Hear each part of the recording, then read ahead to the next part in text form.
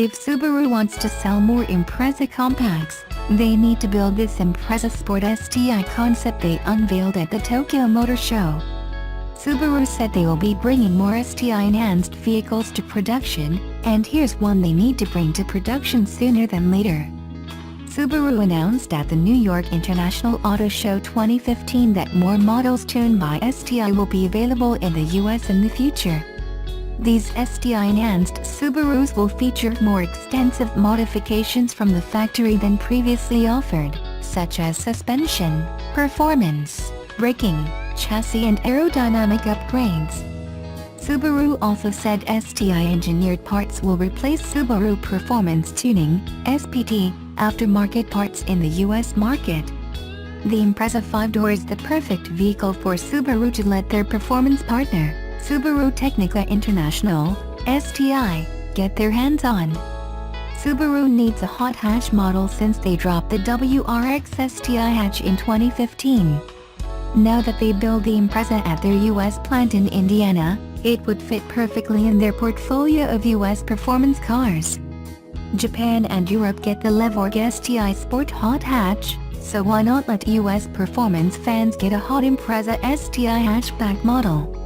It would be easy for Subaru to drop in the WRX Source 2.0-liter direct injection turbo (DID) boxer with 268 horsepower with a 6-speed manual gearbox. The show model, Subaru Impreza Future Sport Concept, looks pretty cool with the body kit, larger wheels and performance tires, and high-performance custom exhaust with 2 STI tips sticking out the back. The show model comes in a sunshine yellow livery and also gets sporty front and rear bumpers, with a lower center of gravity and more dynamic shape than the current model. It's all speculation, but an Impreza STI hatchback would likely be a big hit with performance fans around the globe and especially in the US since Subaru doesn't offer a hot hatch WRX STI. So far, Subaru is waiting on a WRX STI hatchback variant. Fans would certainly buy a compact sports tour like the new 2018 Subaru Impreza Hatch STI unveiled at the Tokyo Motor Show. It would be sporty, fast, agile and offers greater utility. There's a sweet spot in the crowded crossover class reserved for the Subaru Crosstrek. It's a charming, butch little thing, with standard all-wheel drive, lots of room inside, and a "who cares if it gets dirty" attitude. Rather than rethink the Crosstrek's existence, Subaru has instead embraced its niche status for its 2018 model year refresh. It's got the same attitude, but has improvements in key areas that make it more pleasant to drive and nicer to use day to day. Better to live with. Because the 2018 Crosstrek is essentially a lifted version of the redesigned Impreza, it benefits from all the same improvements and overall refinement. That means it's quieter inside, with better materials used throughout the cabin. It's no superstar of comfort or luxury, maybe class average at best. But if you've spent a lot of time in the old Crosstrek, you'll definitely notice, and appreciate, the big interior upgrade. Better to drive, mostly. The Crosstrek rides on a completely new architecture, which pays dividends in the ride and handling department. Even on the smaller 17-inch wheels, the Crosstrek is composed in the corners, with responsive steering that's quick to respond and light in overall action. On the highway, the Crosstrek rides with planted confidence, and even on rough pavement, or dirt roads, where the subby loves to play, the high-riding Impreza is solid and stable. And fun to slide around a gravely corner. The powertrain itself, however, well, I'll get to that in a minute. Go on, get the stick. Most buyers will opt for the continuously variable transmission, but those who want to shift for themselves aren't out of luck. In fact, Subaru offers the 6-speed manual transmission on both the base model and the volume premium trim seen here. In other words, you don't have to sacrifice niceties like heated seats, auto headlights, and a touchscreen infotainment system if you want to roll your own gears. Of course, if you want to get Subaru's EyeSight suite of safety tech, you're locked into the CVT experience. Priced right. Not only does this 2.0i premium model come nicely equipped, it does so at a very reasonable price point. As tested, this Crosstrek costs $23,510, which feels like a total bargain.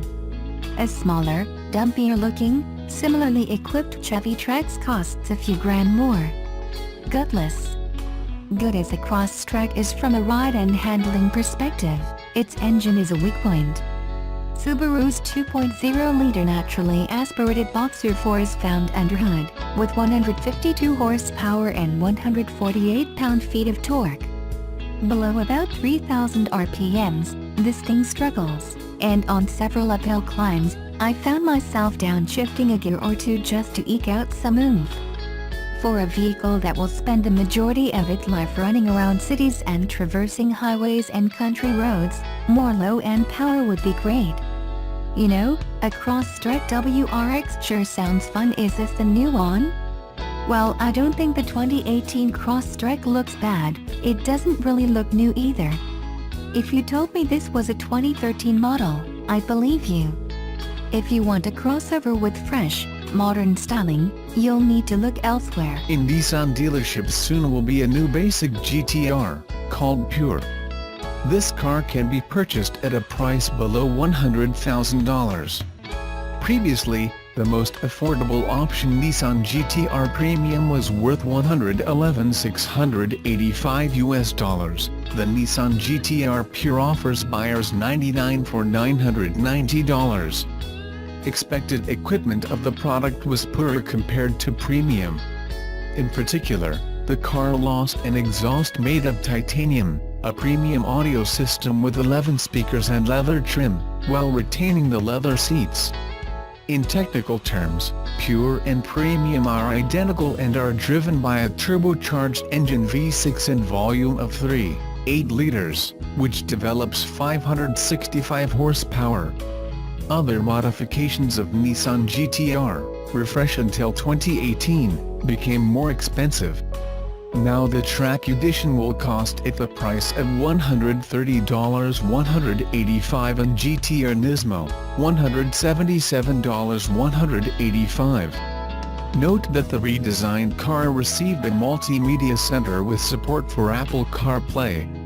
In addition, customers can buy the model in a new body color called Chromite. When Nissan first introduced the R35 GTR back in 2008, it was a performance bargain with a starting price of just $69,850. Fast forward to 2017, and you can't buy a GTR for less than $100,000. The GTR is meant to be the affordable world beater for people who don't want a Ferrari or a Porsche. Nissan seems to have strayed away from what made the GTR great, but it looks like the company will inch back to what made the R35 so special in the first place with the recently announced 2018 model that's just been given a price tag. Don't get too excited, because this is not an R36 GTR. This is still the same R35 model that we have known since 2008, with some changes for 2018. Some of the less exciting changes for 2018 include the addition of Apple CarPlay and a new black Chromite color for the premium interior package. The 2018 GTR will be available in 4 trim levels, with a new Pure model acting as the most affordable car. The GTR Pure will start at $99,990, making it the first GTR in a few years to have a sub-$100,000 price tag. Stepping up to the premium trim costs $110,490, and adds an 11-speaker Bose audio system, active noise cancellation and active sound enhancement, as well as a titanium exhaust system. The last of the normal GTR trims is the Track Edition, which starts at $128,490 and comes with elements from the flagship Nismo model. All 3 of these GTR models will receive a 20 horsepower bump over 2017 models, for a total of 565 horsepower. the GTR NISMO will be a limited production car with the starting price at $175,490. In addition to various handling and aerodynamic upgrades, the GTR NISMO also receives a power boost up to 600 horsepower. We were happy to see that Nissan has finally lowered the price of the GTR back into the 5-figure range, but all models carry a destination and handling fee of $1,695, thus eliminating the sub-$100,000 base price. The 2018 Nissan GTR is not significantly different than the 2017 model that it replaces, but we commend Nissan for making subtle tweaks that still keep the GTR relevant. Nissan's other sports car, the 370Z, has also been on the market since 2008, but is completely outclassed by newer competitors. Hopefully a new GTR is on its way, but until then we'll have to live with the R35.